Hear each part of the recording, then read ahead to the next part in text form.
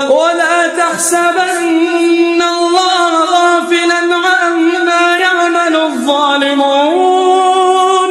إنما يؤخرهم ليوم